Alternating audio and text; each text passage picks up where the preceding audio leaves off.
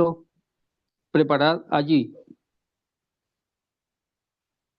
Dice el versículo número 13, fueron pues y hallaron como les había dicho y prepararon la Pascua.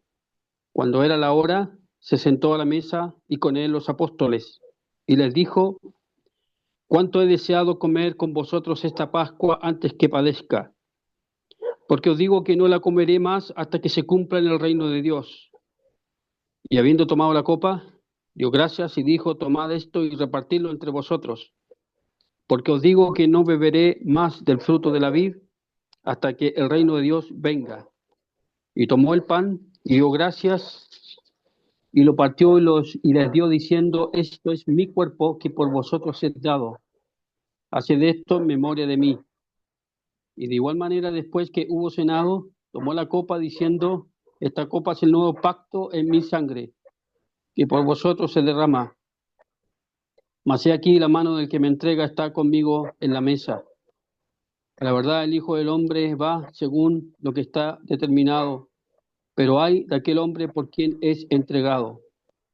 Entonces ellos comenzaron a discutir entre sí quién de ellos sería el que había de hacer esto.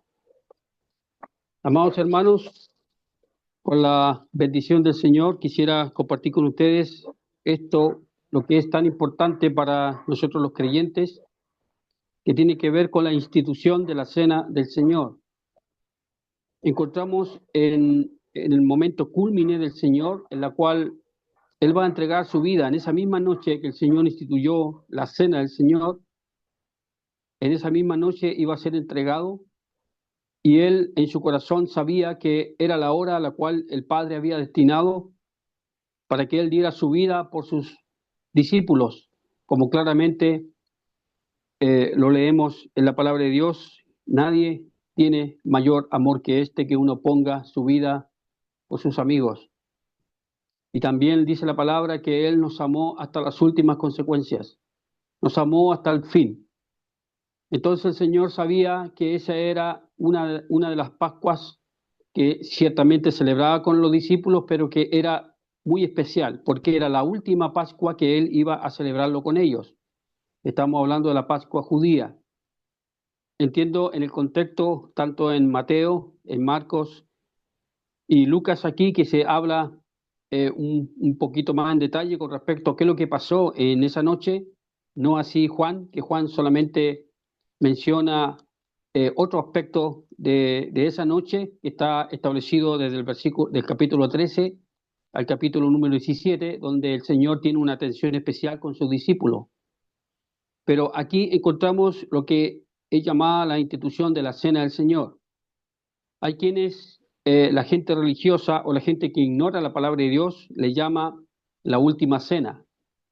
Y en realidad, para nosotros los creyentes, la primera cena que se instauró fue la última cena pascual que celebró el Señor, y también que los discípulos no iban a celebrar más la cena pascual, porque ellos ya dejaban todos los ritos, todos los rituales, todas las ceremonias, todas las fiestas que como a hebreos e israelitas habían sido enseñados. Y desde que el Señor Jesucristo entonces enseñó a los discípulos que Él era el camino, la verdad y la vida, y mediante el cual Él iba a restaurar todas las cosas, entonces los discípulos empezaron a obedecer directamente al Señor. Y en esa noche llena de pasión, llena de sentimientos, claramente el Señor había dicho en el versículo número 15 algo que los discípulos no entendían. A la verdad me atrevo a decir que ninguno de ellos entendía lo que estaba pasando y lo que el Señor había expresado con sus emociones, con sus palabras. Dice el capítulo 22 de Lucas, verso 15, cuánto he deseado comer con vosotros esta Pascua antes que padezca. El Señor estaba manifestando audiblemente esa expresión de deseo en su corazón, ese anhelo, ese celo por las cosas del Señor, de acabar pronto la obra que el Señor le había encomendado. Él sabía que esa era la cena pascual en que era necesario sacrificar el cordero, y que por medio de su sacrificio el Señor entonces iba a dejar de lado todos los rituales del Antiguo Testamento, porque todas las enseñanzas, todos los símiles todo lo que conllevaba a la persona del Señor Jesucristo desde el tabernáculo en adelante, y todas las figuras convergen precisamente en su persona. Como dice el apóstol Pablo, Él es la Pascua, Él es nuestra Pascua. Y todo ello terminaba precisamente con el sacrificio que el Señor Jesucristo y solamente Él podía consumar en aquella cruz. Y Él sabía a lo que se enfrentaba. Él sabía que esa era la noche en la cual Judas le iba a traicionar. Y también era la noche en la cual Pedro le iba a negar. Y además todos los discípulos iban a huir. Él lo sabía todo. Él no se sentía acompañado en esas instancias, porque cuando él quería orar después, estaban todos cargados de sueño y nadie podía orar como él, porque él sabía que era la hora en la cual tenía que beber aquella copa amarga de hiel. Pero el Señor, en su sabiduría, entendimiento, acabada ya la cena pascual, entiendo, como dice el verso 17, y habiendo tomado la copa, dio gracias y le dijo: tomad esto y repartidlo entre vosotros.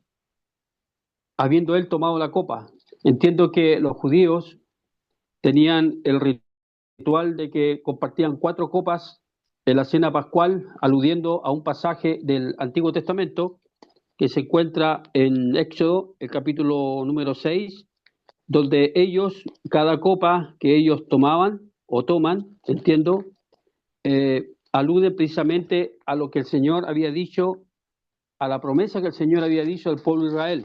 Como uno lee en Éxodo capítulo 6, el versículo 6, dice la palabra de Dios: por tanto, dirás a los hijos de Israel: yo soy Jehová y yo os sacaré.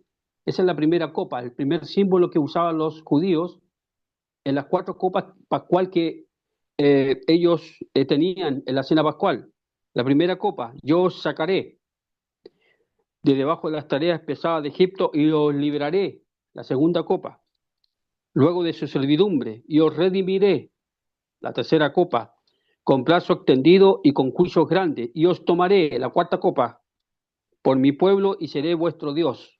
Entonces los judíos, entiendo que ellos, en los tiempos del Señor y hasta estos tiempos, usan precisamente 4 copas en la Pascua. Actualmente los judíos celebran la Pascua judía, ya no es la Pascua de Jehová, pero ellos por ceremonia, porque no aceptan a Jesucristo como su Salvador personal, no aceptan el Nuevo Testamento. Para ellos no hay segunda alianza, sino solamente una. Entonces ellos se abocan solamente al Antiguo Testamento, esperando al Mesías. Entonces el Señor, entendiendo que los discípulos también, como el Señor Jesucristo siendo israelita, tenían que celebrar la cena pascual, pero él sabía que esa era la última cena pascual. Por lo tanto, esa copa que aparece ahí en Lucas 22 tiene que ver precisamente con la costumbre que tenían los israelitas en su ritual de hacer memoria de aquella noche en la cual salieron de Egipto. Pero a partir del versículo número 19 encontramos lo que es la institución de la cena del Señor para la iglesia en la actualidad. Y dice: tomó el pan y dio gracias, al verso 19, y lo partió y les dio diciendo: esto es mi cuerpo, que por vosotros es dado, haced esto en memoria de mí. Luego que haya partido el pan y dado a los discípulos, de igual manera, después que hubo cenado, tomó la copa diciendo: esta copa es el nuevo pacto en mi sangre, que por vosotros se derrama. Y el Señor está instaurando en esa noche, la cual ninguno de los discípulos tomó apuntes en lo que el Señor estaba enseñando. Esa revelación se la dio el Señor al apóstol Pablo, que tuvo el privilegio de recibir directamente del Señor aquellas grandes enseñanzas. Y precisamente en 1 Corintios, el capítulo número 11, no estando el apóstol en aquella noche, sin embargo, él recibe palabra del Señor, como dice en el versículo número 23 de 1 Corintios 11, 23, que está aludiendo precisamente a aquella noche en la cual el Señor fue entregado y que el apóstol no estaba, pero él recibió directamente la enseñanza del Señor. Dice: porque yo recibí del Señor lo que también os he enseñado. 1 Corintios 11, verso 23, que el Señor Jesús, la noche que fue entregado, tomó pan, y habiendo dado gracias, lo partió y dijo: tomad, comed esto, tomad, comed, esto es mi cuerpo que por vosotros es partido, haced esto en memoria de mí. Asimismo tomó también la copa después de haber cenado, diciendo: esta copa es el nuevo pacto en mi sangre, haced esto todas las veces que la bebiereis en memoria de mí. Y dice el apóstol en el versículo 26, así pues, todas las veces que comieres este pan y bebieres esta copa, la muerte del Señor anunciáis hasta que Él venga. Entonces, aquí encontramos la primera ordenanza que el Señor le ha dado a la iglesia. La primera ordenanza, bueno, la primera en realidad es el bautismo. Y la segunda ordenanza es la cena del Señor. No hay más ordenanzas que esas, para que nosotros podamos practicarlas en comunión en la iglesia. Y la enseñanza que recibió el apóstol Pablo por revelación del Espíritu Santo se explaya un poco más y le da cierto significado a lo que el Señor quiso decir, porque los discípulos no entendían absolutamente nada, porque ellos estaban tristes. La palabra de Dios dice que en esa noche también ellos estaban tristes porque presentían algo iba a pasar. Y el Señor entonces manifestó su angustia a los discípulos. ¿Cuánto he deseado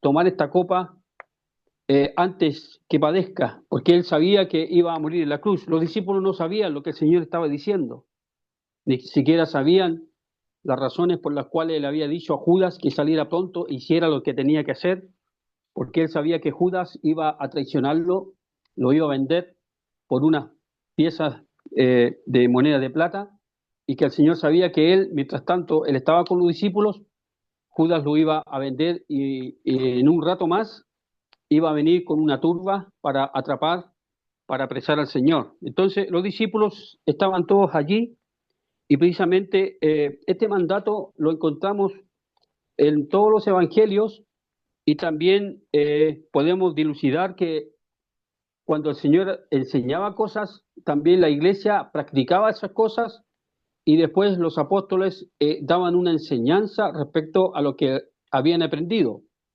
Ya hemos visto que en los evangelios, y como en este que estamos tratando, en Lucas 22, el Señor instaura lo que es entonces la cena del Señor. Y seguidamente encontramos en la palabra de Dios que los discípulos empezaron a celebrar la cena del Señor. Lo hicieron precisamente el día domingo, que el día domingo vendría siendo el siguiente día después del último día, que vendría siendo después del día de reposo, vendría siendo el día domingo. Hay muchos quienes aluden que en realidad nosotros no deberíamos celebrar la cena del Señor el día domingo, sino el sábado, porque el sábado fue instituido por Dios. Pero ese sábado caracteriza solamente el día de reposo. Nosotros los cristianos no estamos autorizados para guardar el día de reposo porque no somos judíos. Ese mandamiento, exclusivamente, ese cuarto mandamiento, el Señor se lo dio exclusivamente al pueblo de Israel, porque nosotros no tenemos, o por lo menos los creyentes, aunque fueran ascendencia judía, siendo salvos, siendo cristianos, hijos de Dios, ya no tienen ninguna relación con las prácticas judaicas. Pero sí entonces podemos nosotros, por medio de la palabra, aprender que los discípulos se juntaban precisamente el primer día de la semana. ¿Y por qué el primer día de la semana? Porque fue el día en que el Señor Jesucristo resucitó de entre los muertos. Y por lo tanto, la práctica de la iglesia primitiva, como dice el libro de los Hechos, el capítulo número 20, el versículo número 7, dice la palabra de Dios, el primer día de la semana, reunidos los discípulos, dice, para partir el pan. Entonces estaba la práctica en la iglesia de que los creyentes se reunían el primer día de la semana. Y hay que ser honesto, hermano, en lo que les voy a decir. El calendario que el Señor Jesucristo usaba era el calendario juliano. Y por lo tanto, quiere decir que César, Augusto César, quiso realmente hacer un calendario para poder tener la ordenanza de los días, de los meses. Pero después del tiempo que nos rige hasta el día de hoy, nosotros nos regimos por el calendario gregoriano, que fue el Papa Gregorio, fue el que ordenó, porque había algunos desajustes en los días. ¿A qué voy, hermanos? Que a la verdad, cuando Gregorio, el Papa Gregorio, quiso ajustar el calendario, tanto del juliano para el calendario gregoriano, hubo como 20 días que no cuadran. Entonces ahí, desde el calendario gregoriano para adelante, lo que nos regimos nosotros, hay unos días que no están inscritos, hay como 20 días que no están, o como una semana, no recuerdo bien, pero hay días que no están en el calendario. Si usted va al calendario gregoriano, si usted investiga, va al calendario juliano, perdón, y compara con el calendario gregoriano, hay días que no cuadran. Entonces, aquí voy con eso, que se perdieron unos días. Entonces, nosotros tampoco somos como nuestros amigos los adventistas que a pie juntilla defiendan el día sábado, que el día sábado, que el día sábado. Pero en rigor, en el día de hoy no sabemos qué día es, porque si hubo una omisión de días en el calendario gregoriano para hacer un ajuste del calendario juliano, quiere decir entonces que nosotros no estamos en el mismo día que si hubiéramos estado si hubiera seguido el calendario juliano. ¿A qué voy? Es que la verdad no es tan importante el día. De hecho, si universalmente se acepta como el día sábado, que es el último día de la semana religiosa, no civil, porque el último día civil es el día domingo para toda la gente que trabaja, pero en términos religiosos de la llamada cristiandad, el último día es el día sábado y el primer día vendría siendo el día domingo. Entonces nosotros no estamos defendiendo tanto un día en sí mismo, sino el significado que el Señor le dio. Nosotros estamos haciendo de memoria que un día domingo, el primer día de la semana, el Señor Jesucristo resucitó de entre los muertos.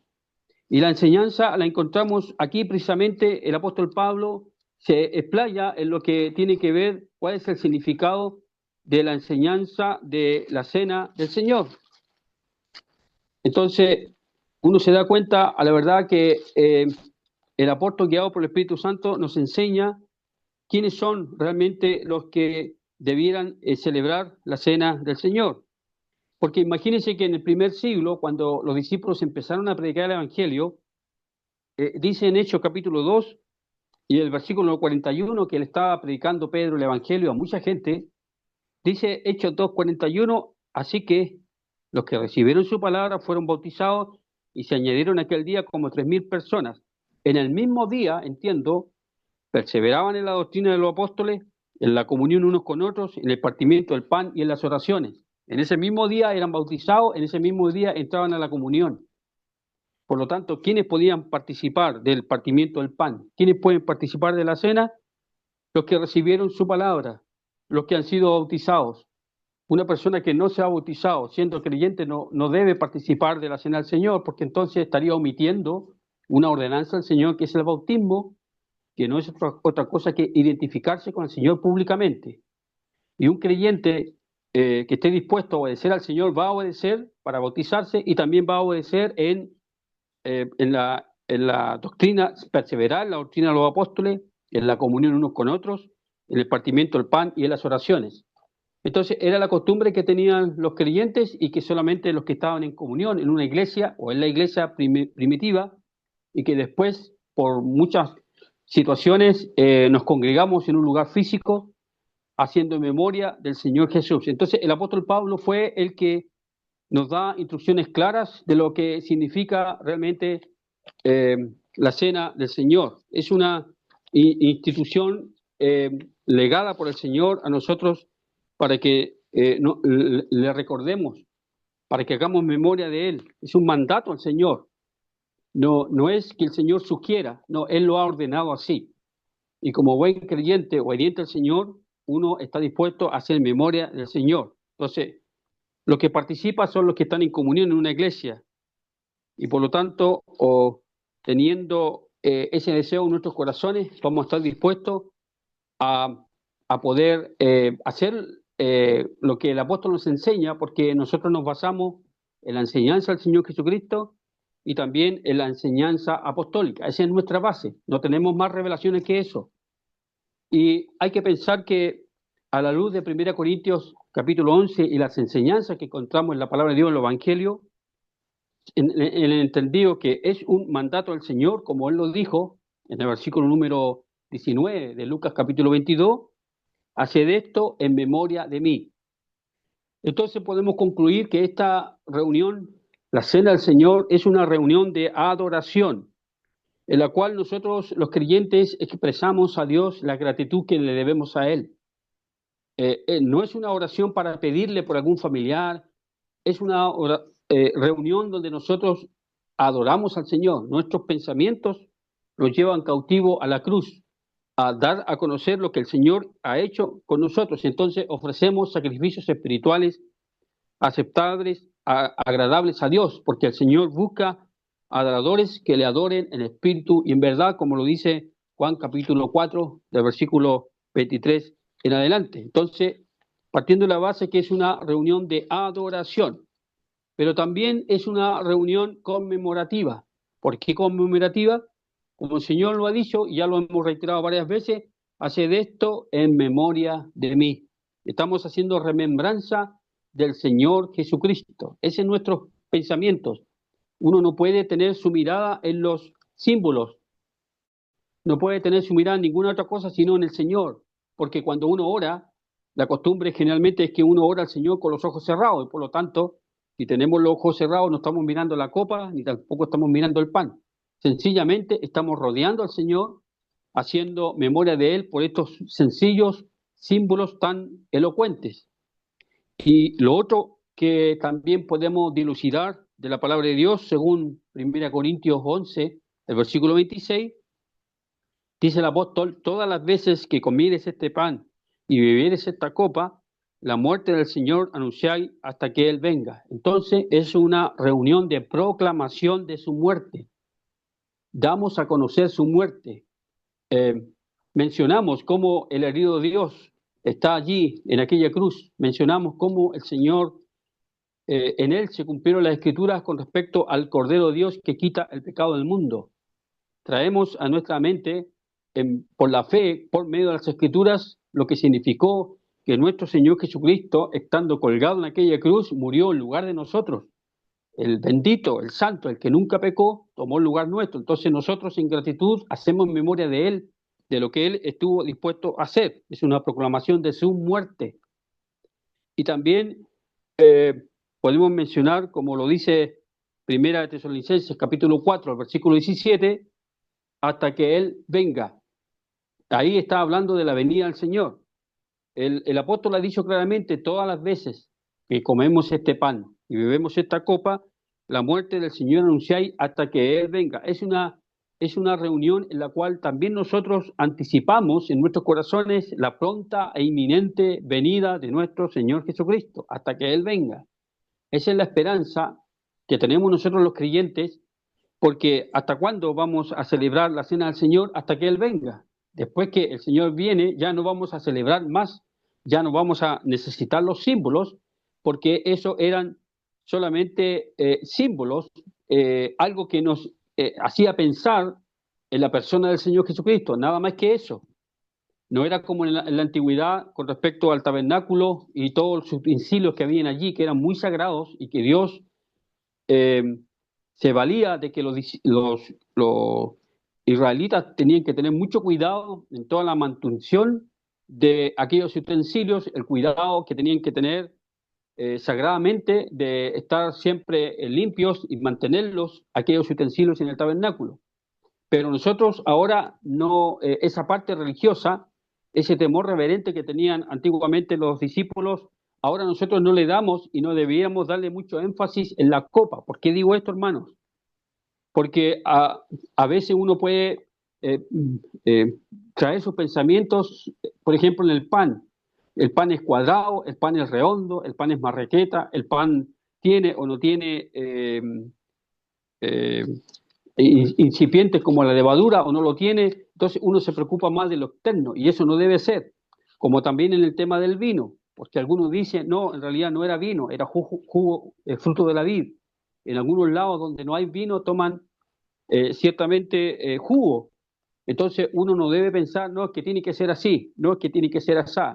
Estamos hablando de un símbolo, de algo que nos habla respecto al Señor Jesucristo, porque a la verdad el Señor conoce los corazones perfectamente. El Señor no hubiera dejado estos símbolos y le hubiéramos adorado en espíritu y en verdad, pero Él los dejó porque detrás de todo eso hay una enseñanza, porque el Señor claramente había dicho, por ejemplo, en Juan, el capítulo número 6, había dado una enseñanza de lo que significaba la comunión con Él.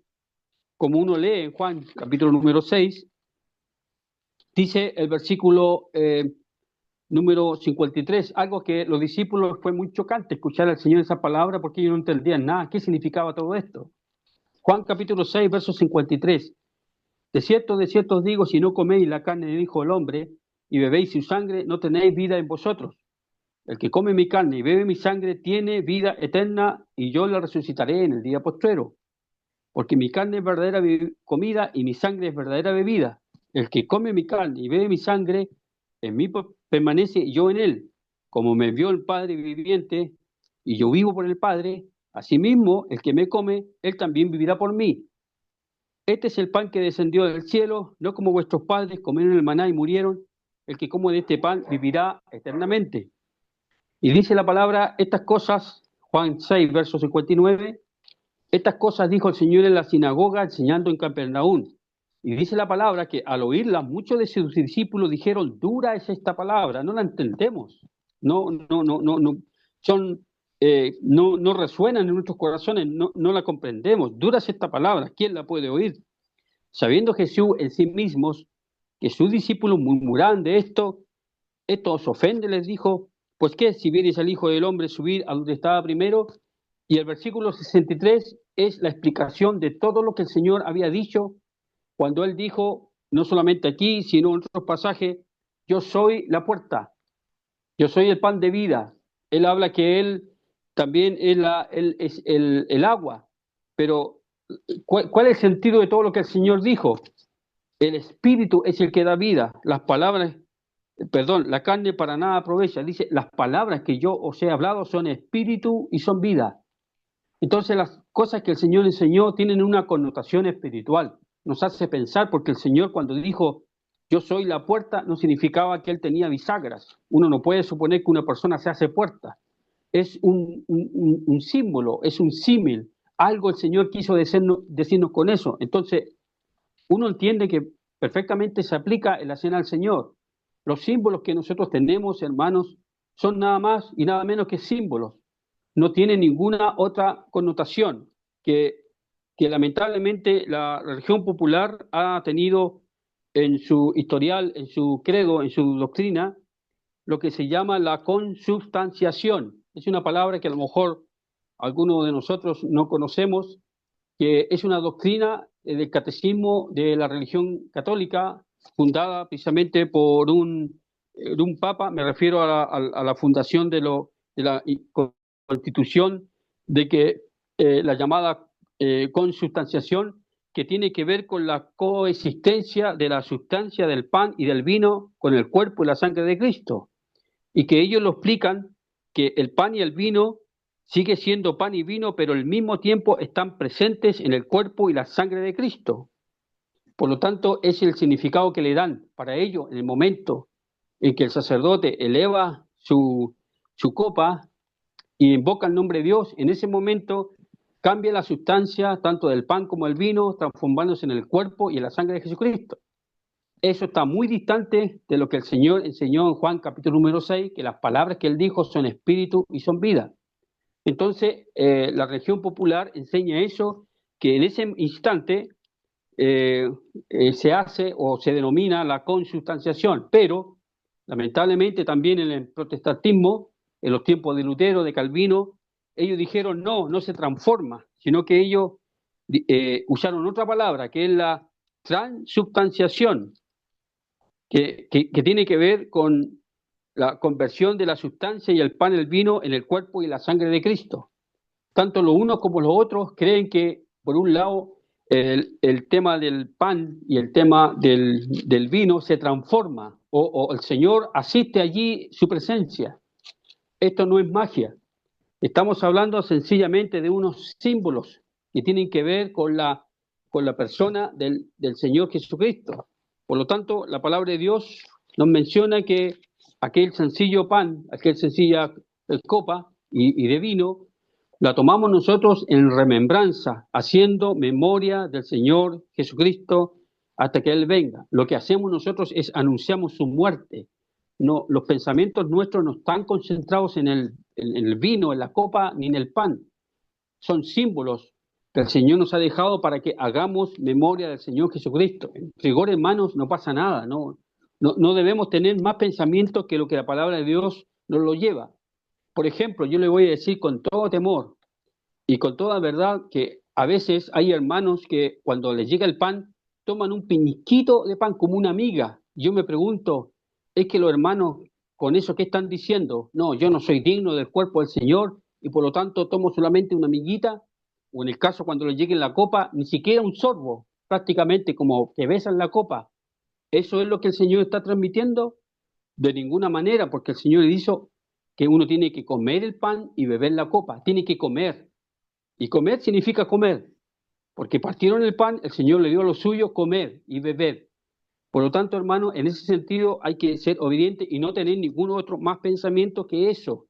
Pensar que el Señor lo ha dado para que hagamos memoria de Él, para que el pan cuando lo masticamos no tengamos que pensar tampoco, así fue molido el Señor. No, simplemente es un pan que nos hace memoria, que en la reunión esa de adoración estamos nosotros compartiendo un pan, como claramente el apóstol Pablo lo enseña en 1 Corintios, el capítulo 10, cuando él habla claramente, dice, como a sensatos hablo.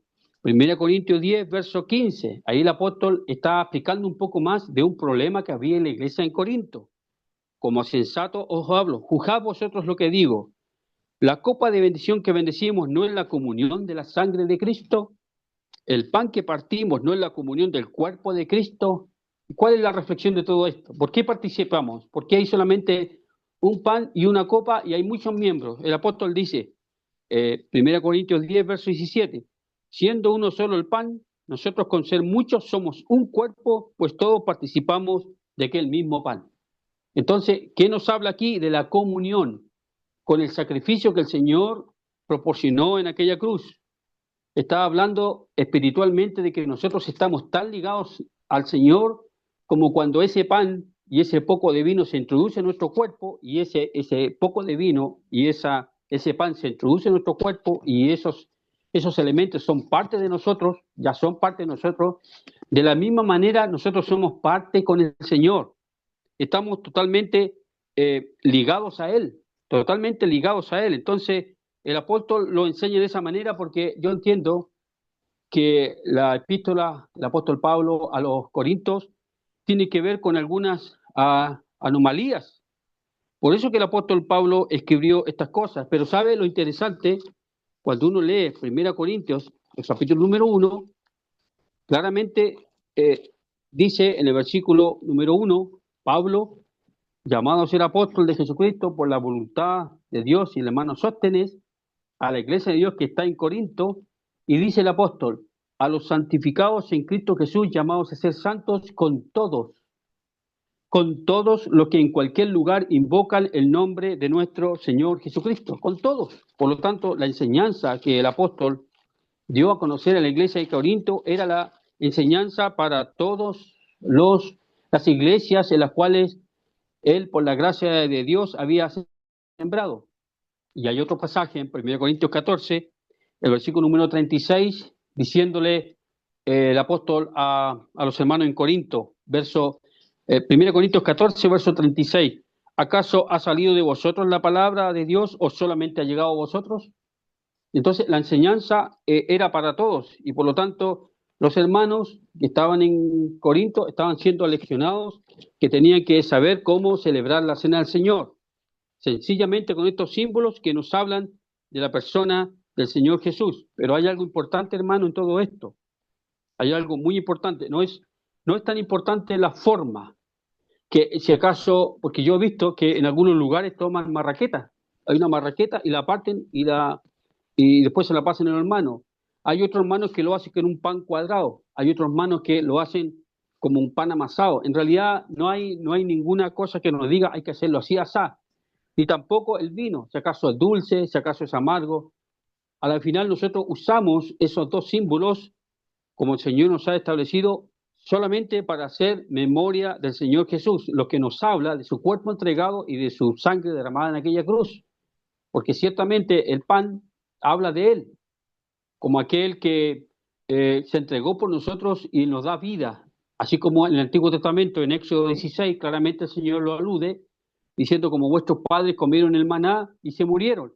pero cuando uno tiene una relación estrecha con el Señor, como Él lo dijo, el que come mi carne y bebe mi sangre, está hablando de la comunión íntima con el Señor, que somos parte de Él, que somos realmente parte de Él. Entonces, uno se da cuenta, como dice Efesios, el versículo número 5, Efesios 5, el versículo número 30, dice la palabra de Dios, um, dice, porque somos miembros de su cuerpo y de su carne y de sus huesos. Somos tan estrechos con el Señor porque somos parte de Él. Y por lo tanto el Señor puede decir de una manera metafórica, puede decirlo de una manera para que nosotros pensemos que somos parte de Él. Si creemos en Él es como comemos del Señor. Si hemos confiado en Él es porque estamos bebiendo del Señor, de su palabra. Como dijo el apóstol Pedro, Señor, ¿a quién iremos? Tú tienes palabras de vida que darnos. Por lo tanto, hermanos, eh, esta enseñanza que encontramos en la Biblia con respecto a la cena del Señor es una remembranza de la venida del Señor Jesús y que también todos los hermanos tenemos comunión, como Él lo dijo claramente en 1 Corintios 10, el verso 6, la copa de bendición que bendecimos no es la comunión de la sangre de Cristo, el pan que partimos no es la comunión del cuerpo de Cristo. Nosotros tenemos comunión con el Señor y Él tiene comunión con nosotros, pero a su vez tenemos comunión los unos con los otros. Y obviamente que el apóstol enseña que nosotros debemos analizarnos en nuestros corazones, si acaso hay algún problema a lo mejor que tenemos con algún hermano, entonces uno tiene que ser juicioso consigo mismo, si acaso uno está apto para poder participar del Señor. ¿Por qué? Porque el Señor lo dijo claramente, asentó bases, que tiene que ver en Mateo capítulo 5, verso 23. Por tanto dice, si traes tu ofrenda al altar y allí te acuerdas que tu hermano tiene algo contra ti, dice, deja allí tu ofrenda delante del altar y anda y concíliate primero con tu hermano y entonces vas a presentar tu ofrenda. Entonces, el Señor está enseñando que uno no puede participar de la cena del Señor como que es algo tan fácil. No, uno tiene que escudriñar su corazón. Uno tiene que pensar que uno levanta sus manos sin ira ni contienda, alabando y bendiciendo al Señor, porque estamos en el clima de la oración que los creyentes estamos haciendo la cena del Señor y que eso va a traspasar la muerte, va a estar en la eternidad, porque todos vamos a adorar a nuestro Dios. Entonces, pensemos que la llamada cena del Señor, tiene expectativas. ¿Qué quiere decir? Que nos hace pensar que realmente estamos haciendo memoria al Señor, pero en varios aspectos. Por ejemplo, el primero de ellos tiene que ver con la mirada hacia arriba. ¿Por qué hacia arriba?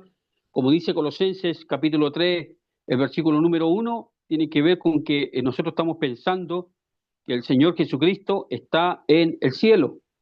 Dice Colosenses 3:1, si pues habéis resucitado con Cristo, buscad las cosas de arriba donde está Cristo. Entonces, si estamos haciendo memoria de Él, ciertamente tenemos una perspectiva de que estamos haciendo memoria de aquel que se está sentado a la diestra del Padre, que está allí en el cielo, entronado, que fue puesto muy en alto, que fue exaltado hasta lo sumo. Entonces, es una perspectiva hacia arriba. Estamos pensando que el Señor está honrado y glorificado. Pero por otro lado, tenemos también lo que es la mirada hacia atrás. Quiere decir que nosotros nos estamos acordando de lo que el Señor Jesucristo hizo por nosotros. Como lo dice claramente en 2 Corintios, capítulo 5, versículo 14 y versículo 15. Dice el apóstol, porque el amor de Cristo nos constriñe, pensando esto, que si uno murió por todos, luego todos murieron, y por todos murió para que los que viven ya no vivan para sí, sino para aquel que murió y resucitó por ellos. Estamos haciendo memoria de una perspectiva hacia atrás, de lo que Él estuvo dispuesto a hacer por nosotros. Pero también, hermanos, encontramos en Hebreos capítulo número 10, el versículo 37, que tenemos una mirada hacia adelante, al futuro, hacia el futuro. Cristo viene por mí, cada uno de los creyentes puede decir, porque dice Hebreos 10:37, porque aún un poquito y el que ha de venir vendrá y no tardará. Y el apóstol Juan también dice en primera de Juan 3, el versículo 2, sabemos que cuando Él se manifieste seremos semejantes a Él porque le veremos tal como Él es. Y el apóstol Juan, que era testigo presencial y ocular allí mismo, también nos dice en 1 Juan 3:3 Y todo aquel que tiene esta esperanza, dice, en él, se purifica a sí mismo, así como él es puro. Entonces tenemos una mirada hacia adelante, lo que nos depara, las cosas que el Señor tiene preparadas, por sobre todas las cosas, más que las calles de oro, más que el mar de cristal, más que toda la belleza de lo que va a ser el cielo mismo, sino el Señor Jesucristo. Va a ser la maravilla de toda la maravilla, va a ser la concentración de todos nuestros pensamientos, de nuestras ansias, de nuestra adoración para con Él. Solamente Él y para Él, la gloria por los siglos de los siglos. Pero también, hermanos, es importante, como bien lo dijo el apóstol Pablo en 1 Corintios 11:28, que es muy importante: por tanto, pruébese cada uno a sí mismo y coma del pan y beba de la copa. Si pues nos examinamos a nosotros mismos, no seríamos juzgados. Dice el apóstol en 1 Corintios 11, versículo 28. En otras palabras, es una mirada hacia adentro, hacia nuestro corazón. Yo entiendo, hermanos, que cuando uno va a participar de la cena del Señor, uno ya viene su corazón analizado. Si yo sé que el día viernes, o hasta el día viernes, o hasta el día sábado, tuve un inconveniente con un hermano, hay una situación que tratar. Y si uno es espiritual, si uno es maduro, va a querer de algún otro modo convenir en hablar con el hermano y llegar a paz. ¿Por qué? Porque mañana tenemos que celebrar la cena del Señor. Y yo no quiero comer juicio.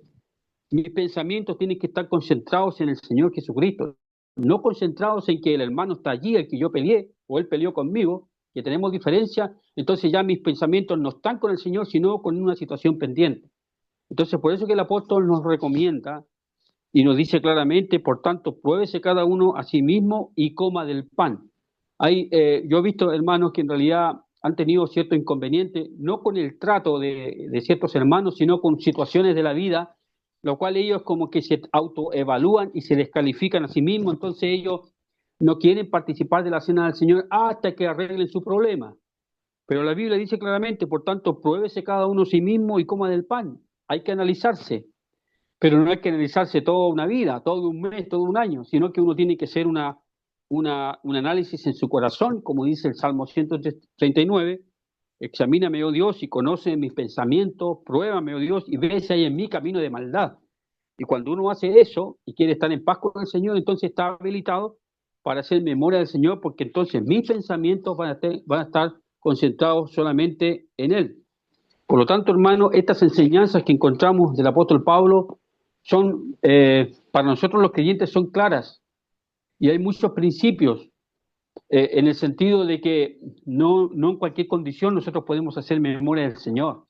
Y tenemos un privilegio, hermanos, es un privilegio que abarca más allá de la eternidad, porque estaremos con el Señor. Claramente la palabra en el libro Apocalipsis nos menciona que vamos a continuar adorando al Señor, vamos a tener un cántico nuevo y vamos a estar con el Señor por los siglos de los siglos. Aquel que se entregó por nosotros, como dice Apocalipsis, el capítulo número 1, versículo 5, y de Jesucristo, el testigo fiel, el primogénito de los muertos, el soberano de los reyes de la tierra, al que nos amó y nos lavó de nuestros pecados con su sangre y nos hizo reyes y sacerdotes para Dios su Padre.